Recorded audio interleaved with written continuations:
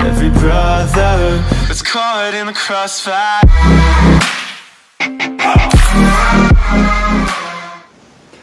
Iron Man 2, the sequel to the original Iron Man, directed by Jon Favreau, who returns once again to direct this film, and starred Robert Downey Jr., Gwyneth Paltrow, Jon Favreau himself in the movie, and Don Cheadle, and tells the story of Iron Man, Robert Downey Jr., Tony Stark himself, and after the events of the first film, he's a worldwide celebrity as Iron Man. People know him. He gave out his secret identity, but there's a few people that have a grudge against him.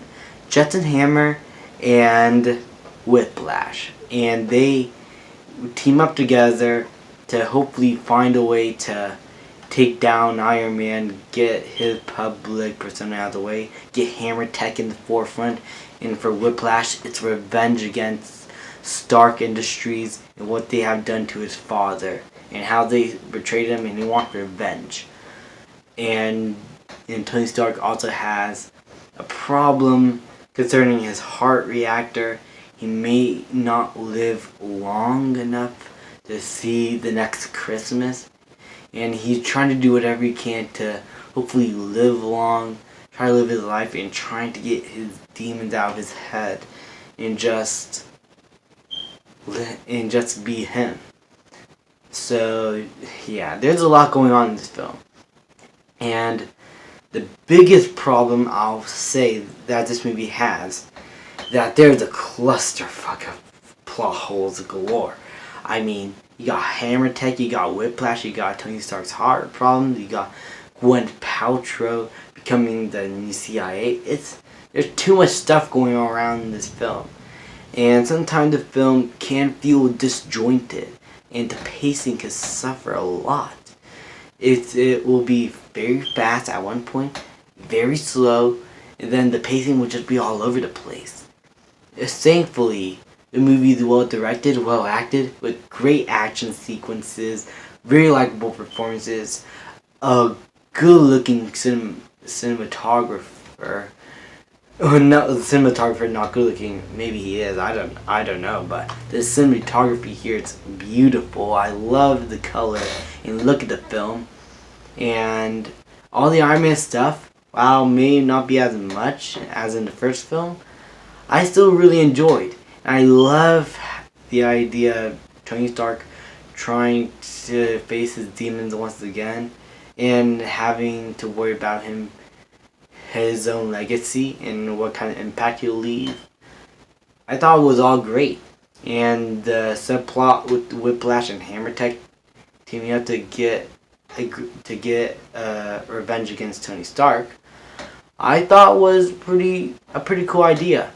If explored a little bit more, but I thought that the plot there was good enough, and Whiplash I thought was an okay villain.